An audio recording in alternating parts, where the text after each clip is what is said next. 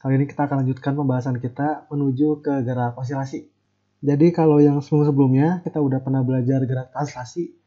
Jadi benda dikasih gaya dari luar, maka benda itu akan pindah tempat. Entah ke sumbu X, ke sumbu Y, atau kedua-duanya. Nah berikutnya adalah ada gerak rotasi ya. Kita tahu ada gerak rotasi, gerak melingkar. Dia punya variabel sudut. Dan ciri khas dari gerak melingkar adalah dia selalu punya percepatan sentripetal. Itu yang bikin si benda itu tetap geraknya melengkung. Nah, ada satu gerak lagi nih yang akan kita bahas, yaitu adalah gerak osilasi. Atau bisa disebut juga gerak bolak-balik ya. Jadi simpelnya osilasi itu adalah gerak bolak-balik dari suatu partikel di sekitar titik setimbangnya. Nah, ini dia ya. Jadi di sini kata kuncinya adalah ada titik setimbang di sini. Jadi ada titik acuan yang menunjukkan bahwa dia tuh geraknya bolak-balik di sekitar titik ini. Misalnya untuk contohnya, untuk ilustrasi, kita tinjau gerak osilasi suatu partikel di satu sumbu, satu dimensi ini ya, di sumbu X misalnya. Dan seterusnya kita akan belajar osilasi yang satu dimensi. Kenapa? Karena ini lebih gampang, jauh lebih gampang. Kalau yang 2 dimensi dan 3 dimensi itu udah ribet banget. Jadi untuk fisika dasar kita belajar yang satu dimensi aja ya. Di sumbu X nih misalnya partikel ini dia akan gerak bolak-balik. Di sini nih, ke sini gitu tuh ya. Dia akan gerak bolak-balik di sekitar titik setimbangnya. Di mana setimbangnya? Di sini nih, di tengah-tengah ini yang ditandain dengan garis pendek. Itu titik setimbangnya tuh ya. Jadi kira-kira kayak gitu ilustrasinya. Dan nanti lebih lanjut lagi kita khusus belajar gerak osilasi yang tipenya adalah ini, gerak harmonik sederhana. Karena ini pun sangat gampang perumusannya dibandingkan dengan yang lain ya. Apa ketentuannya suatu partikel dikatakan bergerak harmonik sederhana itu akan dijelaskan nanti. Sekarang kita akan langsung masuk ke perumusan dulu dari gerak harmonik sederhana ya. Jadi simpelnya adalah begini, kalau gerak harmonik sederhana atau yang biasa disingkat GHS itu nanti persamaan geraknya adalah sin atau cos. Jadi nanti X kita itu fungsi sin atau fungsi cos. Cuma dua ini aja. Nggak ada fungsi yang lain. Jadi simpel di sini nih ya. Jadi entah kita bilangnya nanti X sebagai fungsi T itu sama dengan cosinus, fungsi cosinus seperti ini. Atau sebagai fungsi sinus. Jadi yang menunjukkan dia osilasi atau enggak itu ininya ya. X sebagai fungsi waktunya. Kalau dia cos atau sin itu kita katakan dia bergerak harmonik sederhana. Nah di sini ada parameter-parameter yang menarik. Ada A, ada omega, ada theta 0. Itu nanti kita akan jelaskan berikutnya ya. Sekarang kita lihat dulu nih, bagaimana kalau fungsi ini digambarkan. X sebagai fungsi T digambarkan, pengen tahu. Nah ini salah satu contoh gambar dari fungsi cos atau sin ya, bisa dua-duanya. Seperti kita tahu di fungsi trigonometri ya, fungsi sin dan fungsi cos itu adalah fungsi yang periodik dengan periode tertentu. Jadi nanti di sini naik, terus turun, naik, turun, dan berulang-ulang. Polanya selalu sama, seperti ini. Misalnya kita akan ilustrasikan ya gambar ini dengan gerakan partikel di sini nih. Jadi di sini titik setimbangnya kita pilih X sama dengan 0. Ini setimbangnya. Jadi nanti kita katakan partikel geraknya bolak-balik di sekitar X sama dengan 0. Nah berdasarkan gambar ini ketika T-nya 0, awalnya X-nya ada di sini nih ya, positif. Jadi X itu posisi ya, bisa dikatakan juga sebagai simpangan. Kalau dalam hal gerak osilasi, dia menunjukkan simpangan dari si titik setimbangnya. Dalam hal ini, X menunjukkan simpangan dari X sama dengan 0. Nah, kalau kita lihat, berarti nanti di sini X-nya akan naik kan ya. Naik ke nilai positif sampai nilai maksimum. Terus nanti dia akan turun, X-nya akan menuju negatif di sini. Terus lagi, dan terus-terusan. Seperti ini. Ya, dan selalu ini dibatasi antara dua titik yang digaris putus-putus ini. Nah, inilah yang disebut dengan amplitudo, nilai A ini. Ya, jadi A itu menunjukkan amplitudo, itu menunjukkan simpangan terjauh dari partikel dalam hal gerak osilasi. Jadi dia menyimpangnya nggak nyampai jauh banget, terbatas sampai amplitudonya. Di grafik ini, amplitudo ditunjukkan sebagai jarak dari titik setimbang ke ini nih, ke puncak atau ke lembah di si kurva kita. Ya, jadi itu menunjukkan maksimumnya tuh sampai mana dia. Kalau di gambar kita, ilustrasi partikel kita berarti ini ya, titik yang ini X sama dengan minus A, ini X sama dengan plus A. Jadi dibatasinya pada dua titik ya, X positif dan X negatif. Oke, tomlido. Terus ada lagi apa di sini? Ada omega kan ya. Omega ini mirip sama definisi di gerak melingkar, jadi kayak kecepatan sudut. Tapi kalau di osilasi namanya bukan kecepatan sudut, tapi namanya frekuensi sudut. Dan satuannya sama, radian per second. Ya ini menunjukkan frekuensi dan periode ya, bisa dihubungkan dengan rumus yang sama, yaitu omega sama dengan 2pi kali F itu frekuensi, atau 2pi per T, periode. Makin besar omega, berarti frekuensinya makin besar. Makin cepat dia gerak bolak-baliknya. Kemudian ini T itu waktu ya, variabel waktu biasa. Lalu di sini ada theta 0. Theta 0 ini yang disebut dengan sudut fase awal, atau fase awal aja. Jadi ini ngapain dia? Dia menggambarkan kondisi awal benda. Jadi maksudnya adalah ketika kondisi awalnya, ketika T sama dengan 0, bendanya ada di mana dan dia gerak kemana. Gitu tuh ya. Jadi misalnya benda awalnya ada di sini nih. Itu menunjukin posisinya di mana kan ya. Dan gerakannya kemana. Lagi gerak ke kanan kah atau lagi gerak ke kiri kah. Itu akan ngaruh ke theta 0-nya. Jadi meskipun posisi awalnya sama, arah geraknya berbeda, itu akan berbeda nilai theta 0-nya. Ya, jadi di sini sangat penting nih. Ini menunjukkan kondisi awal gerakan kita seperti apa. Dan ini dipakai di gerak GHS yang fungsinya adalah cos atau sin. Gitu ya. Cuman dua fungsi ini aja.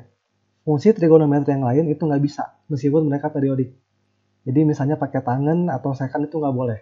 Kenapa nggak boleh? Karena kayak gini, kalau pakai fungsi yang lain itu jadi nggak logis gerakannya. Misalnya aja nih ya, fungsi tan. Andaikan kita punya gerakan X sebagai fungsi tan dari omega T.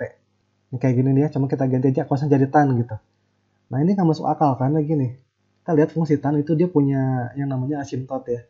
Itu adalah kondisi di mana nilai fungsinya jadi tak berhingga, jadi tinggi banget atau rendah banget.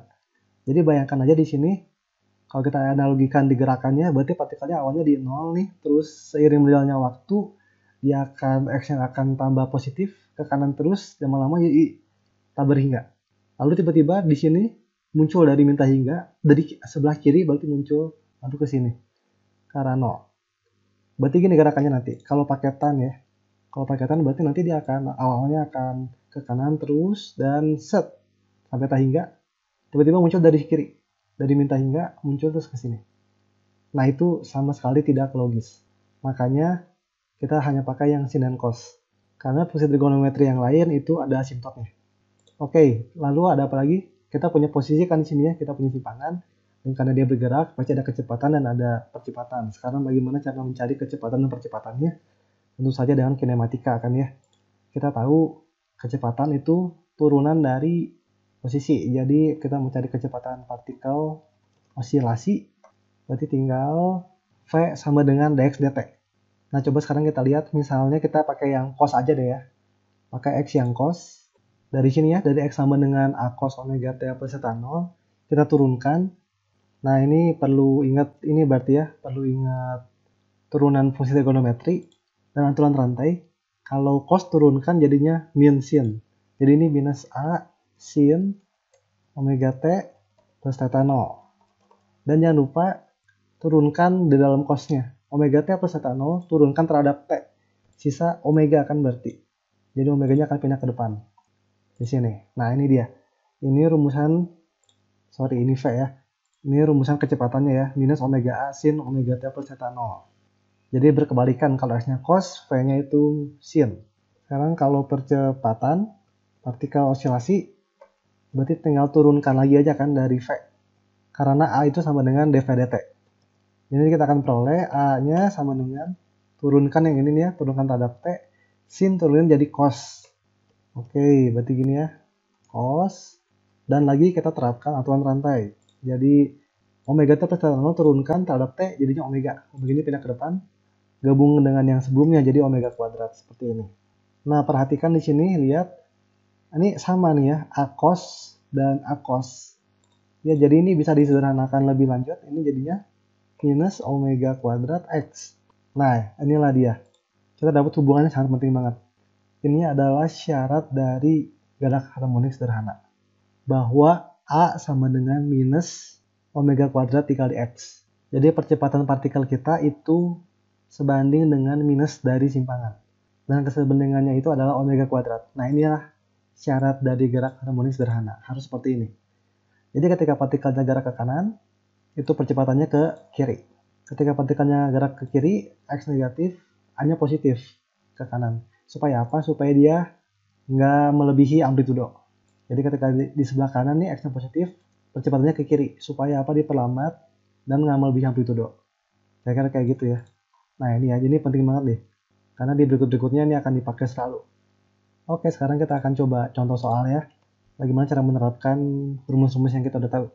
Jadi di sini kita punya partikel bergerak harmonis sederhana, U sumbu X dengan gerakan seperti ini ya. X sama dengan 2 sin bla bla bla dengan X dalam cm dan T dalam second. Oke, yang pertama ini cukup mudah. Jadi tentukan parameter-parameter yang ada. Tentukan amplitudo dan frekuensi dari gerak partikel. Amplitudo gampang. Kita tahu amplitudo itu pasti di depan cos atau depan sin ya. Di depannya nih jadi. Maksudnya kita cari depannya berapa? Angka 2 kan? Jadi jawabannya 2. Satuannya apa? Dia bilang di sini X dalam cm. Amplitudo itu kan panjang ya satuannya, jadi pakai cm di sini sesuai dengan soal. Hanya 2 cm, lalu di sini disuruh cari apa? Frekuensi. Nah, untuk mencari frekuensi tinggal pakai rumus omega sama dengan 2πf aja. Dan kita tahu omeganya kita berapa? Omega kita itu selalu yang ini ya, yang di depannya T. Jadi yang 20 pi ini nih ya. Ya jadi ketahuan tuh ya F-nya berapa? F-nya haruslah 10 Hz. Ya jadi kita udah dapet ya jawabannya. Terus lanjut. Yang B ya, hitung posisi awal partikel dan arah gerakan awal partikel. Jadi ini kondisi awal ya. Nah, kondisi awal ini dicerminkan oleh si theta 0 ini ya. Dan ini simpel caranya. Tinggal masukin aja nih ketika T-nya 0, X-nya berapa. Itu menunjukkan posisi awalnya kan. Ketika T sama dengan 0, X-nya X0 berarti ya. X ketika T-nya 0, itu berarti tinggal masukin aja ke sini. 2 sin minus pi per 3. Dan ini akan sama dengan minus akar 3 cm. Jadi dia menunjukkan bahwa awalnya si partikel ada di X negatif. Terus mau cari gerakan awal partikel, V-nya tinggal gini aja kan. Cari V-nya dulu berarti, yaitu dx dt. Ini diturunkan terhadap T, jadi nanti ini 2, ini jadi cos sekian ya. Sin turun jadi cos, terus ini turunkan terhadap T, berarti 20 pi-nya keluar. Taruh ke depan ya, atau lantai. Jadi 40 pi. Cos bla bla bla. Terus masukin aja T-nya sama dengan 0. Nanti kita akan dapat V-nya, V0 gitu ya. Itu akan sama dengan 40 pi cosinus minus pi per 3. Nah, yang tanya itu arah gerakan ya, bukan kecepatan awal, tapi arah gerakan awal. Jadi cukup lihat tandanya aja. Cosinus negatif, kita tahu itu hasilnya positif. Untuk cosinus ya, jadi nanti ini positif. V0 kita positif, artinya apa? Partikel lagi gerak ke arah kanan. Jadi partikel lagi gerak ke arah X positif ketika T-nya sama dengan 0. Itu adalah gerakan awal partikel. Sekarang yang C, hitung kecepatan dan percepatan partikel pada T sama dengan 1 second. Ya, karena kita udah dapet V dari yang B ini, 40 pi cos bla bla bla, jadi tinggal dimasukin aja ya ketika T-nya sama dengan 1. Masukin ke sini, dapat nanti V-nya berapa? Itu nanti 62,83 cm per second. Jadi tinggal masukin aja ke rumus V yang udah kita tahu. Sekarang buat nyari A, percepatan partikel, nggak usah pakai turunan V lagi. Karena kita udah tahu rumusnya kan, A sama dengan minus omega kuadrat dikali X. Ya, jadi nanti tinggal gini aja berarti. A sama dengan minus omega kuadrat, omeganya tadi apa? 20 pi ya. 20 pi kuadrat dikali dengan ini, si X-nya ini. Nah, berarti gini kan tuh. Nah, kalau dia tinggal dimasukin T-nya sama dengan 1 second. Nanti kita akan peroleh A-nya, tinggal pakai kalkulator aja ya dihitung, kita akan peroleh nanti 6837,86 cm per second kuadrat. Gini nih ya, dapat A-nya gede juga tuh ya, nomor ribuan. Karena memang di osilasi cenderung percepatannya besar sekali. Nah, terakhir sebelumnya udah disinggung bahwa fungsi sin, fungsi cos boleh dipakai. Sekarang kita pakai sin kan ya, X-nya sama dengan sin. Boleh nggak ini jadi cos? Boleh. Kita bisa ubah X yang kita punya, ini X sama dengan 2 sin bla bla bla ke dalam fungsi cosinus. Gimana caranya? Tinggal pakai identitas trigonometri. Bahwa sin alfa sama dengan cosinus pi per 2 min alfa. Ya, kita pakai identitas seperti ini. Jadi nanti alfanya yang mana? Yang ini nih. Kita ubah. Maka nanti kita akan dapat X sebagai fungsi T sama dengan 2. Sini kita ubah ke begini. Berarti cos pi per 2 dikurang ini ya. Dikurang 20 pi T. Jangan lupa ini minus dikurang minus jadinya plus. Dan ini nanti bisa digabungin ya. Pi per 2 plus pi per 3. Itu nanti jadinya 5 pi per 6. Seperti itu jadi cara mengubah sin ke cos dan sebaliknya.